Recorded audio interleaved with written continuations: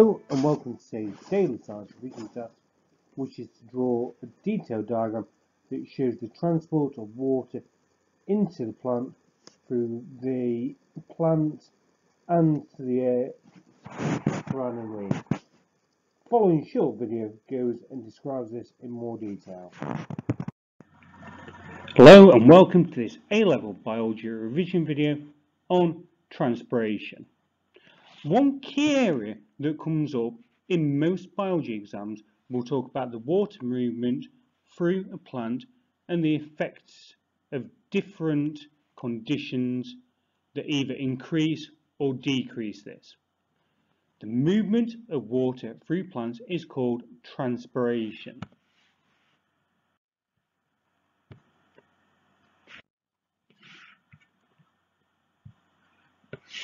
Plants have two systems for the transport of substances through them using different types of tissues. Xylems transport water and solutes from the roots to the leaves, while the phloems transport the food from the leaves to the rest of the plant. It's important to remember that the phloems are transporting the glucose from a source to a sink. Transpiration is the process by which water evaporates from the leaves, which results in more water being drawn up from the roots. Plants have many adaptations to reduce excess water loss. In some questions, you may need to comment on specific adaptations, or if you are given an adaptation to look at, you need to be able to describe how that adaptation will reduce water loss. Plants have two transport systems to move food, water and minerals through their roots, stems and leaves. These systems use continuous tubes called xylem and phloem, and together they are known as vascular bundles. It's important to remember that when we come on and we talk about xylems, xylems play a crucial role in interacting with phloem to help control the concentration of sucrose within them. Xylem vessels are involved in the movement of water through plants from its roots to its leaves via the stem. In the roots, the xylem vessels kind of make this cross shape in the middle with four phloems around them. You'll notice the root is adapted to absorb more water as it's covered in root hair cells, which increase the surface area. As we move up through the stem, we find this typical arrangement of xylem and phloem cells, where the phloem cells are on the outside, the xylem cells are on the inside. Between them is a strip called the Casparian strip that separates them. You may be asked to label a diagram that looks like this in the exam, so it's worth remembering that the phloem is always on the outside, nearer the outside of the plant, and the xylem is always on the inside. There are a range of different factors that affect transpiration. Right, light. So transpiration is increased by bright light because the stoma open wider and allow more carbon dioxide to leave the leaf through for photosynthesis. So therefore, because the stoma opened wider, more water will evaporate. Temperature causes transpiration to happen faster. Because higher temperatures cause a greater rate of evaporation, more water will diffuse out of the leaves at higher temperature. Windy conditions will cause an increase in transpiration because water vapour is removed quickly by the air movement, speeding up diffusion of more water vapour out of the leaf. And humidity. Humidity actually slows down transpiration. When the air is more humid, it has a high concentration of water in it. So therefore, it's harder for the water to diffuse out of the leaf into the air because there is not so much of a concentration gradient. One of the key areas that they can ask about when questioning about transpiration is the cohesion tension theory of water. The Cohesion tension theory of water simply describes how water is bonded together and how it coheres to each other. There are a number of key points that you must remember and must talk about when talking about the cohesion of water. Water is a polar molecule that binds to other water molecules by hydrogen bonding. Talking about hydrogen bonding is very important. Water also binds to the cellulose molecules of the cell's walls by hydrogen bonding, and this is called adhesion. Right? Adhesion simply means to stick to. There is a continuous column of water connected by hydrogen bonds from where the water evaporates off the surface of the cells into the air spaces in the leaf down the water concentration gradient. When water evaporates from the surface of these cells, more water moves up to take the place that's now been vacated. The movement of the water pulls the whole column of water up all the way through the plant. It is called the cohesion tension theory because there is a continuous column of water created by the cohesion of water molecules, i.e. binding or bonding together by hydrogen bonds, and this column is under tension, i.e. being pulled up, that is created by transpiration. So when looking at transpiration, where it starts in the roots, there are a series of things that we need to talk about. In this section, I'm going to go through all the stages. The first thing that happens are that mineral ions are actively transported into root hair cells. Root hair cells have many mitochondria to provide ATP.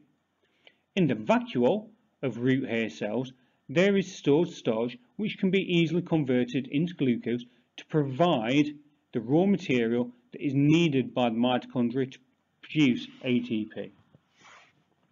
As mineral ions are transported into the cell, the water potential within them decreases. It's important to keep continually talking about water potential as we talk about transpiration.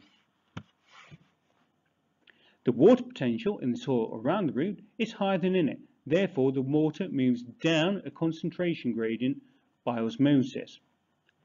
It's a key thing to remember here that whenever we're talking about the movement of water, we refer to it as osmosis.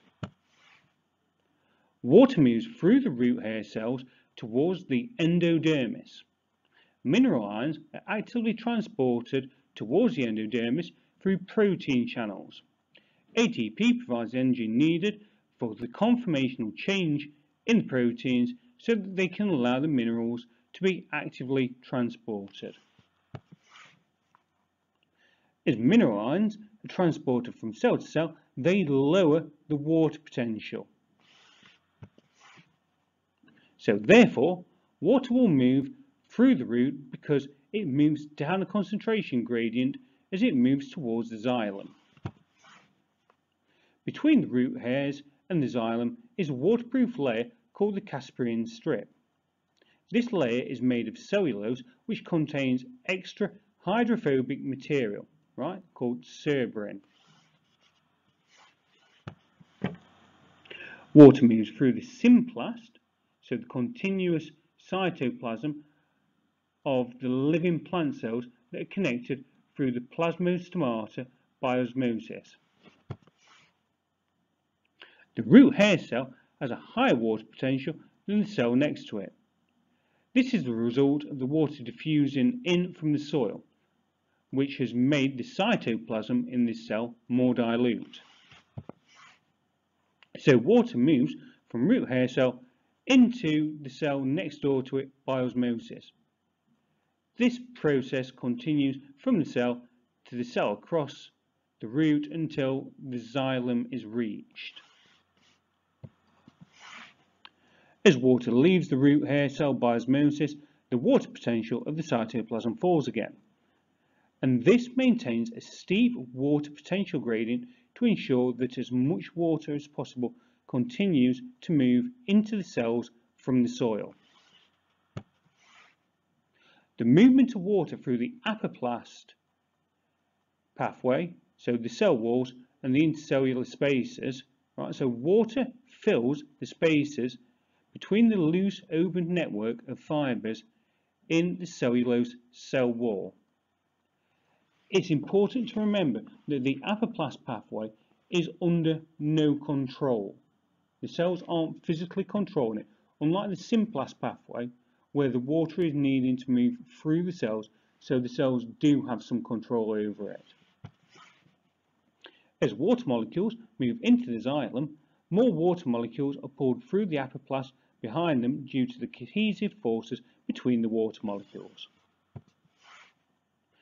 As the water moving through the apoplast pathway reaches the Casparian strip, it enters the cell and joins up with the symplast pathway. It must do this because you require some sort of cellulose or some sort of a bridge to enter the xylem that takes it over that waterproof membrane.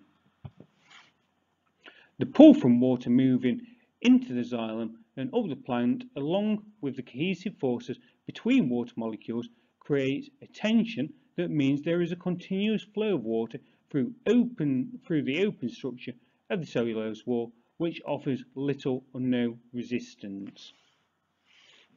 It's important that each of these stages are talked about as we go through. When you are answering a question on this, it may well be a longer answered question that you will need to keep adding in lots of detail about. Remember, water is leaving the plant at the leaves, so more water is drawn up out of the xylem cells in the leaf to replace what has been lost. Water molecules have a tendency to stick together by cohesion forces, so water leaves the xylem to enter the leaf. The more water is poured up behind it. This produces a continuous flow of water and dissolved materials moving through the xylem tubes of the root up into the stem and up into the leaves. This is known as the transpiration stream. I hope that this video has filled in some gaps. Please go back and pause the video at certain points if you want to go and look over things. Right, thank you for watching. Hopefully this video should have helped you complete your daily revision task. Please subscribe so you can keep up to date with other videos to help with your daily revision tasks. You can follow me on Facebook or follow me on Twitter to help you keep up to date.